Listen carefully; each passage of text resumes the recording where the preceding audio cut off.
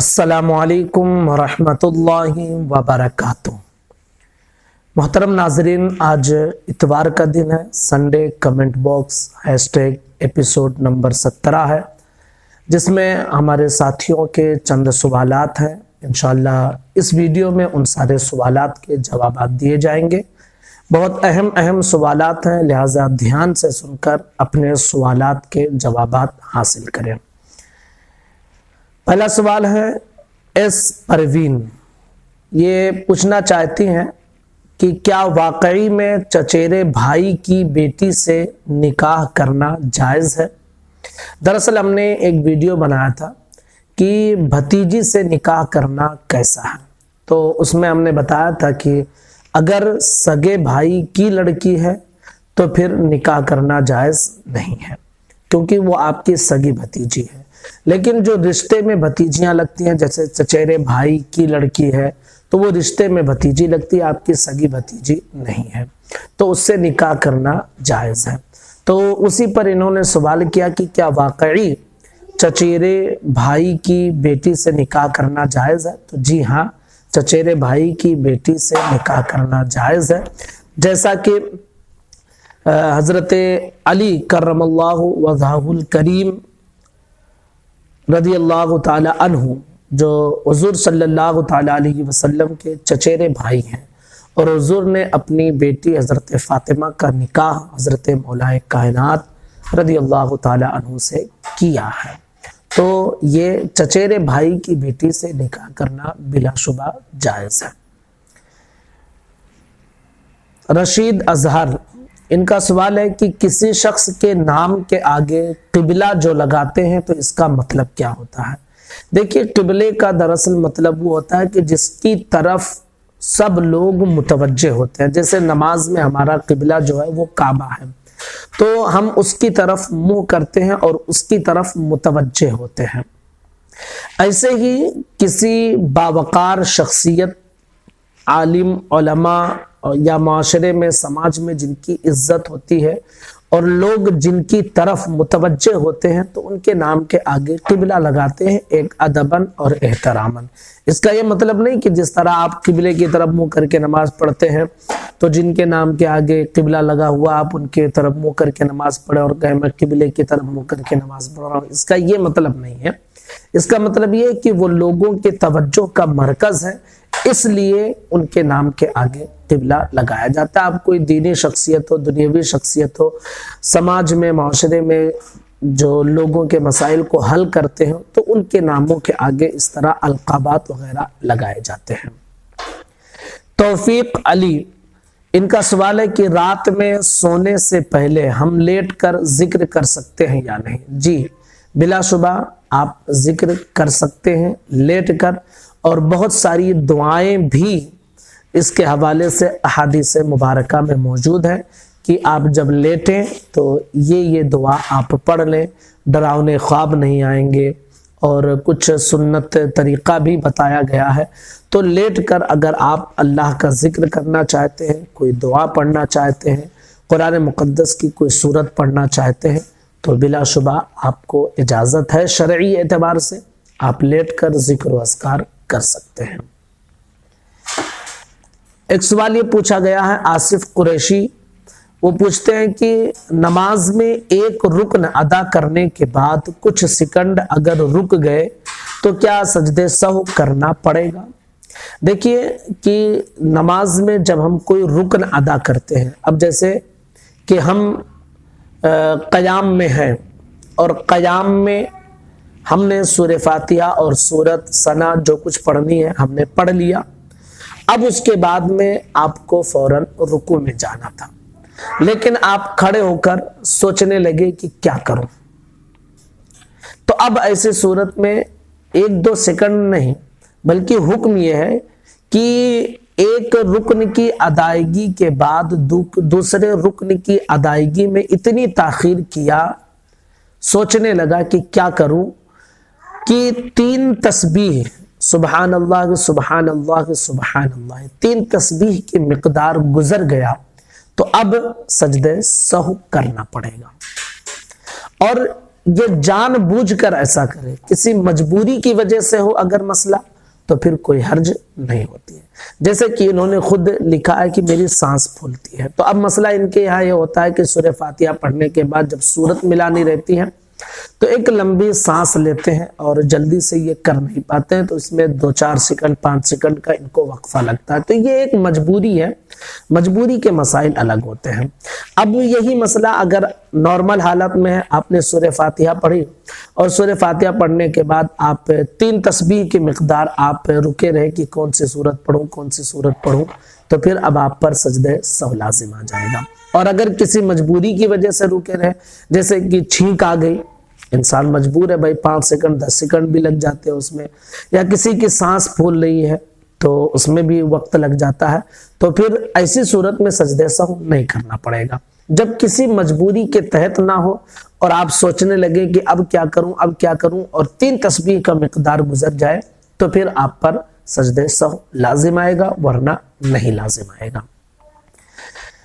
آصف قریشی کا ایک دوسرا سوال ہے کہ وضو کرتے ہوئے اذان اگر شروع ہو جائے تو وضو جاری رکھیں یا وضو کو روک دیں؟ دیکھیں، وضو کے دوران وضو کر رہے تھے اور اذان شروع ہو گئی، تو اس کے متعلق علماء کرام فرماتے ہیں کہ وضو کرنا اور پے در پہ، یعنی ایک حصہ دھونے کے بعد دوسرے حصے کو فوراً دھونا، یہ سنت ہے، یعنی پے در پہ دھونا یہ سنت ہے، اور اذان کا جواب زبان سے دینا یہ مستحب ہے۔ تو اگر اذان ہو رہی ہے اور آپ نے وضو شروع کر دیا تھا پہلے، تو آپ وضو کرتے رہیں، وضو کو بند نہ کریں۔ اگر وضو کے دوران جو دعائیں پڑھی جاتی ہیں وہ دعائیں یاد ہیں، تو آپ وضو کے دوران ان دعاؤں کو آپ پڑھتے رہیں، اور جب وضو کر لیں اور زیادہ وقت اذان کو نہ گزرا ہو، 2-4 منٹ گزرا ہو، تو ایک ساتھ آپ اذان کے کلمات کا جواب دیں اور اذان کے بعد کی دعا پڑھیں۔ اور اگر وضو کے دوران آپ کو جو وضو والی دعائیں پڑھی جاتی ہیں وہ دعائیں یاد نہیں ہیں، تو وضو کرتے کرتے آپ اذان کا جواب دے سکتے ہیں، کوئی حرج نہیں ہے۔ لیکن وضو کو آپ نہ روکیں، کیونکہ اذان کا جواب زبان سے دینا یہ مستحب ہے، اور عمل سے دینا کہ جا کر نماز پڑھنا یہ واجب ہے۔ تو اگر زبان سے آپ نہیں دیتے تو کوئی گناہ نہیں ہے، اور اس کے علاوہ ایک مستحب کام کے لیے آپ کو ایک سنت چھوڑنی پڑے گی کہ آپ وضو کو چھوڑ کر بیٹھ جائیں گے اور پھر جہاں سے آپ نے چھوڑا تھا کنٹینیو وہیں سے کریں گے، جبکہ وضو میں پے در پہ ایک کے بعد دوسرے حصے کو دھونا یہ سنت ہے۔ تو آپ اپنے وضو کو جاری رکھیں۔ آصف قریشی کا ایک سوال یہ ہے کہ 40 حدیثیں یاد کرنے کی فضیلت کیا ہے؟ دیکھیں، اس کے متعلق جو ہے ایک روایت ہے حضرت ابو درداء رضی اللہ تعالیٰ عنہ سے، جو مشکات شریف میں ہے، کہ فرماتے ہیں کہ حضور صلی اللہ تعالیٰ علیہ وسلم سے پوچھا گیا، عرض کیا گیا، یا رسول اللہ علیہ السلام، اس علم کی حد کیا ہے کہ جہاں انسان پہنچے تو عالم ہو جائے؟ تو نبی کریم صلی اللہ تعالیٰ علیہ وسلم نے ارشاد فرمایا، جو میری امت پر 40 احکام دین کی حدیثیں حفظ کرے، اسے اللہ تعالیٰ فقیہ اٹھائے گا، اور قیامت کے دن میں اس کا شفیع اور گواہ ہوں گا۔ یہ مشکات شریف کی حدیث ہے۔ اب اس کے متعلق اشعۃ اللمعات میں علامہ عبدالحق محدث دہلوی فرماتے ہیں کہ اس کی جو علماء کرام نے تشریح کی ہے وہ یہ ہے کہ لوگوں تک 40 حدیثیں پہنچائے، اب چاہے اسے وہ حدیثیں یاد ہوں یا نہ ہوں، جیسا کہ اشعۃ اللمعات جلد نمبر 1 صفحہ نمبر 186 پر یہ مسئلہ موجود ہے۔ مفتی احمد یار خان نعیمی علیہ الرحمٰن نے میرات المناجی جلد نمبر 1 صفحہ نمبر 221 پر جو تشریح کی ہے وہ یہ کہ 40 حدیثیں جس کو یاد ہو یا جو لوگوں تک 40 حدیثیں پہنچائے، اب چاہے وہ لکھ کر پہنچائے، کتابی شکل میں پہنچائے، یا جس بھی طریقے سے، تو وہ اس فضیلت کے زمرے میں داخل ہوگا۔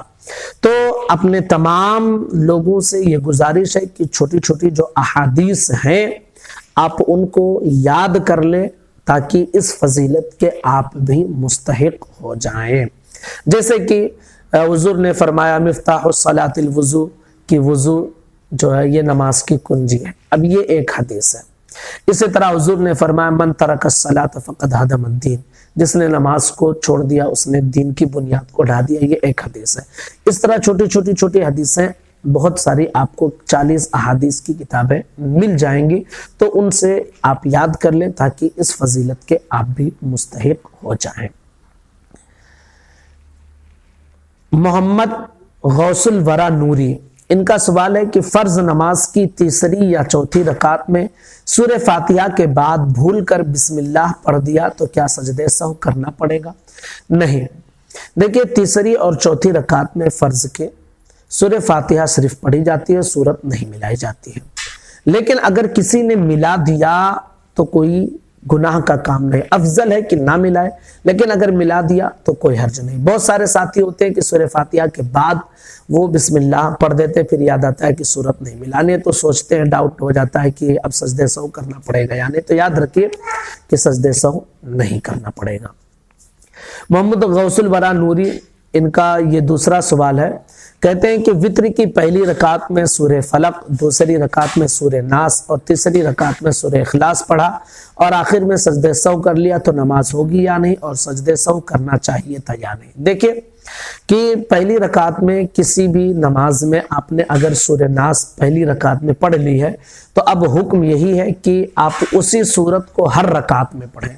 आप उल्टा कुरान को नहीं पढ़ सकते हैं, ठीक है? उल्टा कुरान को पढ़ना ये मकरूह तहरीमी है, तो आप उल्टा नहीं पढ़ सकते। अब जैसे बताया कि पहले फलक पढ़ी, फिर नास पढ़ी, फिर उसके बाद में वापस चले गए सूरह इखलास की तरफ, तो आप ये नहीं पढ़ सकते हैं। अगर आपने पहली में फलक पढ़ दी थी, दूसरे में सूरह नास पढ़ी, तो अब तीसरी में आपको सूरह नास पढ़ के फिर अल्लाह अकबर कह के दुआ कुनूत पढ़ना चाहिए था और सजदे सहव नहीं करना पड़ेगा।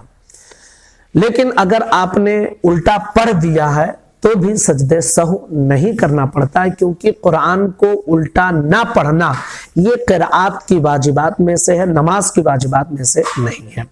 तो याद रखिए कि कुरान को उल्टा नहीं पढ़ना चाहिए। अगर कोई सूरत नहीं बची है आखिर में, तो जो आखिर वाली सूरत है, जितनी रकातें बची है उसमें आप पढ़ते रहें वही सूरत, तब भी आपको सजदे सहव नहीं करना पड़ेगा। और अगर गलती से आपने उल्टा पढ़ दिया है तो भी सजदे सहव नहीं करना पड़ेगा, लेकिन जानबूझकर उल्टा कुरान नहीं पढ़ना चाहिए। लेकिन अगर फिर भी किसी ने पढ़ लिया तो गुनहगार तो होगा, लेकिन नमाज हो जाएगी और सजदे सहव भी नहीं करना पड़ेगा। अशहर जमाल, इनका सवाल है कि हजरत अगर मजी कपड़े में लगे तो कपड़ा नापाक हो जाता, अगर बदन में लग जाए तो क्या हुक्म है? भाई मजी जो है ये अगर कपड़े के जिस हिस्से पर लगेगा उतना हिस्सा नापाक होगा, पूरा कपड़ा नापाक नहीं होता है। इसी तरह मजी निकलकर अगर बदन के किसी हिस्से में लग गई है तो सिर्फ बदन का उतना हिस्सा नापाक होगा, पूरा आपका बदन नापाक नहीं होगा। उतने हिस्से पर आप पानी से धो लीजिए, आपका पूरा बदन पाक रहेगा, आपको गुस्ल करने की जरूरत नहीं पड़ेगी। शाकिर हुसैन ये पूछते हैं कि हम जिस कारखाने में काम करते हैं वो गैर मुस्लिम का कारखाना है और वो अपने भगवान के फोटोज लगाए हुए हैं, तो क्या हम वहाँ कुरान मुकद्दस की तिलावत कर सकते हैं या नहीं? हम वहीं पर रहते हैं। देखिए कि गैर मुस्लिम है तो जाहिर सी बात है वो जिनको मानते हैं उनके तस्वीर वगैरह तो वो लगाएंगे ही। आप वहां से हटकर, जहां तस्वीरें वगैरह लगी है वहां से हटकर कारखाने के किसी और हिस्से में कुरान मजीद की आप तिलावत कर सकते हैं। और अगर कोई जगह नहीं है तो आप वहीं बैठकर कुरान मुकद्दस की तिलावत कर सकते हैं। आपका मकसद उस फोटो की ताज़ीम नहीं है बल्कि कुरान मुकद्दस की तिलावत है, तो आपको अपना मकसद पूरा करना चाहिए। अगर कोई और जगह है, बड़ा कारखाना है, तो हटकर आप वहाँ दूसरी जगह पर आप कुरान मुकद्दस की तिलावत कर ले कि जहाँ से वो फोटो नजर ना आए। लेकिन अगर उतना बड़ा हिस्सा नहीं है और वहीं पर जगह है तो आप वहां भी बैठकर कर सकते हैं, कोई हर्ज नहीं है। एक सवाल ये पूछा गया है हयात फारूकी, कहते हैं कि नापाकी की हालत में है और घर में अगर कोई कुरान पढ़ रहा हो तो क्या नापाकी की हालत में कुरान सुन सकते हैं या नहीं? देखिए नापाकी की हालत में कुरान छूना और कुरान पढ़ना, अब चाहे ज़बानी या देखकर, ये मना है। कुरान सुनना ये मना नहीं है। तो अगर कोई नापाक है और کوئی پاک انسان قرآن مقدس کی تلاوت کر رہا ہے تو یہ سننا چاہیں تو سن سکتے ہیں، کوئی حرج نہیں ہے۔ ایک سوال ہے جان عالم سے، یہ پوچھتے ہیں کہ کیا مغرب کی 3 فرض کے بعد سنت اور نفل کو چھوڑ کر صلاۃ الاوابین پڑھ سکتے ہیں؟ مغرب کی نماز کے بعد 6 رکعت صلاۃ الاوابین پڑھتے ہیں۔ ان کا سوال ہے کہ 3 فرض ادا کر لی، اب 2 سنت اور 2 نفل کو چھوڑ کر اگر ہم صلاۃ الاوابین پڑھیں تو کیا حکم ہے؟ دیکھیں، مغرب کی 3 رکعت فرض کے بعد جو 2 رکعت سنت ہے، یہ سنت موقدہ ہے، آپ اس سنت کو چھوڑ نہیں سکتے ہیں، اس سنت کو پڑھنا آپ پر ضروری ہے، بغیر کسی عذر شرعی کے آپ چھوڑیں گے تو گنہگار ہوں گے۔ ہاں، جو 2 نفل ہیں آپ اس کو نہ پڑھیں، کوئی بات نہیں ہے، اس کی جگہ پہ آپ صلاۃ الاوابین پڑھیں 6 نفل، کوئی حرج نہیں ہے، لیکن یہ 2 سنت آپ کو پڑھنا ضروری ہے۔ امی اکبر خان یہ پوچھتے ہیں کہ حضرت شاور کے نیچے نہا لیا تو غسل ہوگا یا نہیں؟ یعنی غسل میں جو وضو کرنا تھا ہم نے وضو تو کر لیا، اب مسئلہ یہ کہ ہم نے کندھے پر پانی نہیں ڈالا، بدن پر جو ہے پانی نہیں ملا اور شاور کے نیچے ڈائریکٹ نہانے لگے اور پورے بدن پر پانی بہا لیا تو کیا غسل ہو جائے گا؟ یاد رکھیں کہ غسل میں 3 فرض ہے، کلی کرنا غرغرے کے ساتھ، اور ناک میں پانی ڈالنا ناک کی نرم ہڈی تک، اور پورے بدن پر پانی بہانا۔ تو اگر آپ نے کلی کر لیا ہے، ناک میں پانی ڈال لیا ہے اور پورے بدن پر آپ نے پانی بہا لیا، چاہے مگ کے ذریعے، ٹب کے ذریعے یا شاور کے ذریعے، آپ کے جسم کے ہر حصے پر پانی پہنچ گیا ہے تو آپ کا غسل ادا ہو جائے گا۔ یہ جو 3 مرتبہ دائیں کندھے پر پانی ڈالنا، 3 مرتبہ بائیں کندھے پر، بدن پر پانی ملنا، یہ سب سنتوں میں آتا ہے۔ تو اگر سنت طریقے سے غسل کریں گے تو آسانیاں ہو جاتی ہیں، لیکن اگر صرف آپ نے فرض ادا کیا، کلی کیا، ناک میں پانی ڈالا اور پورے بدن پر پانی بہا لیا تو آپ کا غسل ادا ہو جائے گا، چاہے آپ شاور کے نیچے نہائیں یا کسی ندی میں یا تالاب میں یا جھیل میں کہیں آپ ڈبکی لگا دیں، آپ کے پورے حصے پر پانی پہنچ گیا تو بس آپ کا غسل ہو گیا، آپ پاک ہو گئے ہیں۔ ایک سوال یہ پوچھا گیا کہ نو مسلم کا ختنہ کیسے ہوگا؟ دیکھیں کہ نو مسلم کے ختنے کے بارے میں علماء کا اختلاف ہے۔ کچھ علماء کرام کہتے ہیں کہ نو مسلم اگر جب اسلام قبول کر لیا تو کسی طبیب کے پاس جائے اور ختنہ کروا لے، یہ سنت ہے، ختنہ کروانا سنت ہے، کوئی واجب فرض نہیں ہے۔ تو کہتے ہیں کچھ علماء کرام کی طبیب کے پاس جائے اور ختنہ کروا لے، اور کچھ علماء کرام کہتے ہیں کہ طبیب کے پاس وہ نہیں جا سکتا کیونکہ اس کے سامنے شرمگاہ کو چھپانا یہ ضروری ہے، اور ختنہ ایک سنت ہے، شرمگاہ کو چھپانا فرض ہے، ایک سنت کے لیے ایک فرض ہم نہیں چھوڑ سکتے ہیں۔ تو وہ علماء کرام کہتے ہیں، جو دوسرا گروہ ہے، ایک گروہ تو یہ کہتا ہے کہ طبیب سے آپ ختنہ کروا سکتے ہیں، ایک گروہ یہ کہتا ہے کہ آپ ایسی خاتون ہے، اگر آپ کی بیوی ایسی ہے کہ جو ختنہ کر سکتی ہے کیونکہ اس کے سامنے شرمگاہ کھولنا یہ جائز ہے، تو فرماتے ہیں کہ اگر وہ ختنہ کر سکتی ہے تو آپ اس سے کروا لیں، اور اگر ختنہ نہیں کر سکتی ہے تو آپ بغیر ختنے کے رہیں، آپ تب بھی مسلمان کہلائیں گے، کیونکہ ختنہ کروانا یہ سنت ہے، کوئی واجب فرض نہیں ہے۔ کچھ لوگ یہ سمجھتے ہیں کہ ختنہ نہیں ہوا ہے تو مسلمان نہیں ہوں گے، ایسا نہیں ہے، ختنہ یہ سنت ہے، اگر کسی کا ختنہ نہیں ہوا ہے اور کلمہ پڑھنے والا ہے وہ شخص تو اسے مسلمان کہا جائے گا۔ تو یہ چند سوالات تھے جو ہمارے ساتھیوں کی طرف سے آئے تھے، جن کے جوابات آپ تک پہنچائے گئے ہیں۔ آپ تمامی حضرات سے گزارش ہے کہ اس ویڈیو کو اپنے تمام ساتھیوں تک پہنچائیں۔ السلام علیکم ورحمۃ اللہ وبرکاتہ۔